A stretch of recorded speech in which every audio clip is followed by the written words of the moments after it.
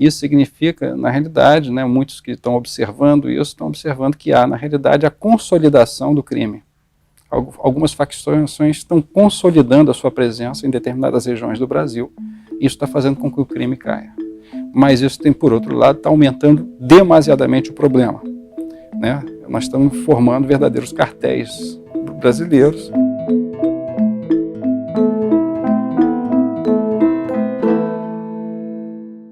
Hoje vamos conversar com Marco Túlio Zanini sobre o cenário da segurança pública no país. Marco, obrigada pela presença aqui no bate-papo.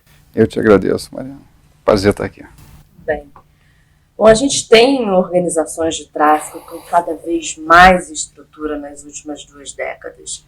Problemas no sistema de justiça criminal, corrupção na política, uma série de problemas. Quais os pontos mais críticos da segurança pública no país? Falta um serviço de inteligência eficaz, por exemplo?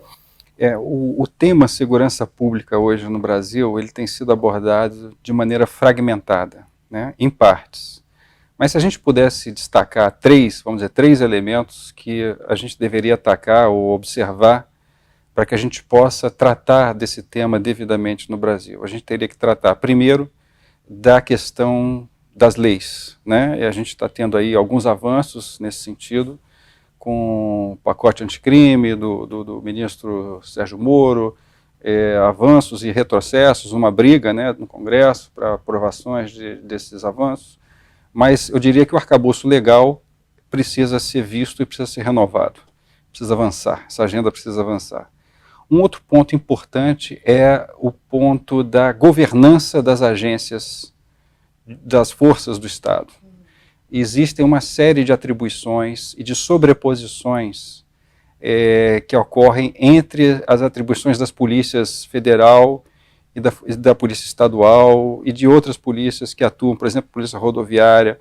Você tem limites constitucionais, você tem sobreposições de funções, por exemplo, na hora de estabelecer quem deve cuidar de quê. Por exemplo, né, a gente pensando aqui, drogas e armas, essas são atribuições constitucionais da Polícia Federal, mas que as polícias estaduais têm tido que lidar com esse problema de uma maneira bastante contundente. E um terceiro ponto que a gente tem que abordar é a questão prisional. Nós temos hoje uma situação prisional bastante grave, ainda pouco tratada, e que vai demandar uma grande energia, um grande esforço para a gente cuidar disso. Também teve algum avanço nisso, no deslocamento de presos e tudo mais, mas existe ainda um grande problema da situação prisional. Então esses 3 pontos eu diria que são os pontos mais frágeis para a gente começar a tratar desse tema no Brasil. Marco, o Brasil enfrenta um problema crítico que conecta as fronteiras latino-americanas com as organizações criminosas do país. Ou seja, a droga do país vem de fora, né? A maioria dela. Quais as possíveis soluções para a segurança e as regiões fronteiriças? Você tocou nesse tema. Há uma relação entre fronteira e guerra urbana, né?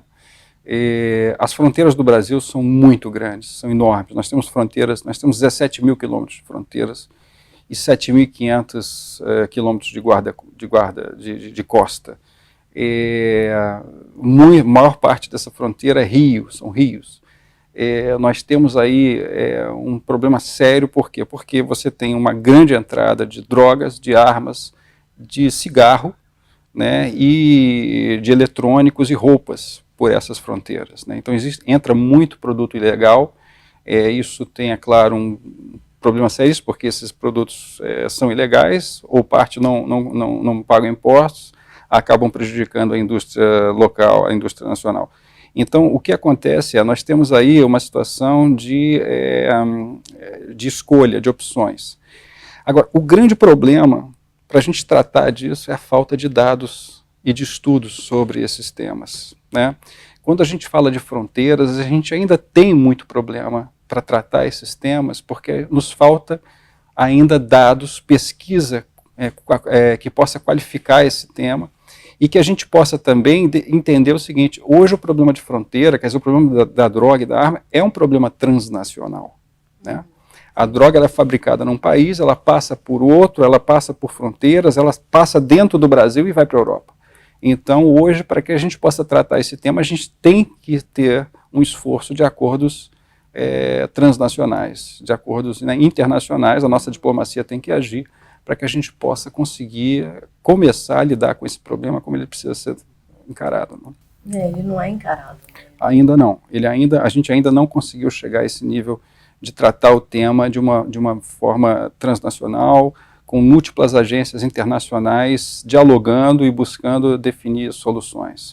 Como você comentou, falta um núcleo de inteligência que possa tratar desse tema dessa forma. E verba para isso.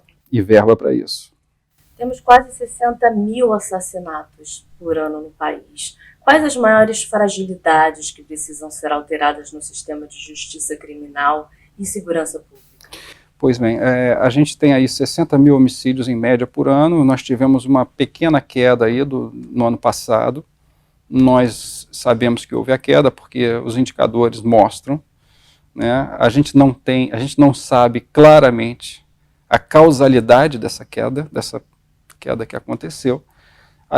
Existem tendências que dizem para a gente que o que pode estar acontecendo, né?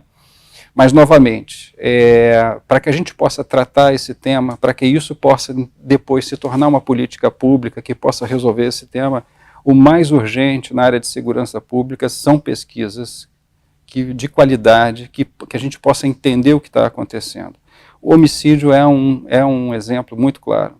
Nós contabilizamos os homicídios, nós sabemos que estão subindo, estão descendo. Ano passado teve uma boa notícia, que houve uma queda, mas nós não sabemos a causa dessa queda com clareza. Nós podemos especular que existem tendências de mudanças de valores, de uma maior, vamos dizer assim, nós sabemos que ano passado houve uma maior, uma reação da população em relação aos pequenos roubos, os pequenos delitos. Você tem, a gente poderia especular sobre, por exemplo, o crescimento das igrejas evangélicas. Também a gente não pode omitir esse fato. Existem aí também outros movimentos. Agora, um movimento que é muito preocupante é a consolidação das organizações criminosas, que, por incrível que pareça, haja vista o que aconteceu em São Paulo, você tem uma tendência de queda dos índices de segurança pública. 2%. Exatamente. Então você teve essa queda. Isso significa, na realidade, né, muitos que estão observando isso, estão observando que há, na realidade, a consolidação do crime. Algumas facções estão consolidando a sua presença em determinadas regiões do Brasil. Isso está fazendo com que o crime caia. Mas isso tem, por outro lado, está aumentando demasiadamente o problema. Né? Nós estamos formando verdadeiros cartéis brasileiros numa velocidade, estão sendo capazes de se organizar dentro de uma velocidade que as nossas organizações do Estado não estão conseguindo. Então, esse é mais um problema que a gente vai ter que enfrentar, porque é o seguinte, se nos falta a informação qualificada, nós estamos vendo alguns movimentos aí, mas nós não estamos sabendo lidar com isso de uma maneira ampla e uma visão global sobre o que está acontecendo no Brasil. Marco, prevenção e repressão inteligentes são combinação para o sucesso de políticas de segurança pública nos países mais desenvolvidos. Uhum. Foi o que resolveu o problema da violência urbana de Nova York, por exemplo, onde a taxa de homicídios despencou 87% entre 1990 e 2018. Foi a tolerância zero, né, do Giuliani. Uhum. De que forma a gente pode implantar esses modelos no Brasil? Eles dariam certo na nossa realidade? Eu diria que a nossa realidade não é uma realidade. São várias realidades dentro de um Brasil enorme. Né? Quando a gente aborda Nova York, Miami, são bons exemplos americanos de como eles conseguiram ter sucesso na redução dos índices de criminalidade. Quando a gente vem para o Brasil, a configuração é outra. Nós temos uma herança institucional, histórica, cultural, que tem bota limites na nossa capacidade. A nossa própria lei, né? A nossa própria lei bota limites. Então, hoje, o que nós observamos é o seguinte: a pior forma, talvez, de você enfrentar hoje os problemas do aumento da violência nas nossas sociedades é através da declaração de guerra, do confronto direto, simplesmente. Por quê? Porque, na realidade, a gente aumenta demasiadamente a ação policial, né, a fatalidade não só do policial, mas da população em geral, né, mesmo que seja população criminosa. A gente tem aí um aumento da letalidade enorme, ainda que com uma diminuição dos índices de homicídio. Então, o que acaba acontecendo? O Estado brasileiro, nós não temos fôlego, veja bem, fôlego para manter uma guerra durante muito tempo contra o tráfico. Nós não temos recursos disponíveis, necessários. Quem conhece gestão pública sabe da dificuldade das contratações, da dificuldade da reposição de materiais. Então, se a gente coloca isso nas costas hoje dos estados, porque hoje toda a segurança pública, todo o orçamento está na mão dos estados, né, de combater localmente, a gente não consegue lidar com esse tipo de política pública de enfrentamento direto. Eu diria que a gente vai ter que trabalhar novamente dados e inteligência para buscar entender o seguinte: como é que esse crime está sendo financiado? Quais são as fontes de financiamento? Como que essas rotas estão surgindo e passando dentro do Brasil? Né? A gente precisa, primeiro, ter uma inteligência com informação de qualidade para que a gente possa estabelecer políticas públicas, e aí sim vem uma outra questão que é democrática. Aí a população vai poder escolher, dentre as opções, qual é a política pública que ela quer votar. Porque hoje nós estamos votando em discursos populistas, né, de combate, de enfrentamento direto ao criminoso, como se esse criminoso fosse alguém genérico. Né? Na realidade, o crime no Brasil ele é muito diferente, ele se diferencia demais entre os estados, e dentro mesmo dos estados ele tem perfis muito diferentes. Marco, muito obrigada pela sua presença aqui no programa. Eu te agradeço, Mariana, foi um prazer.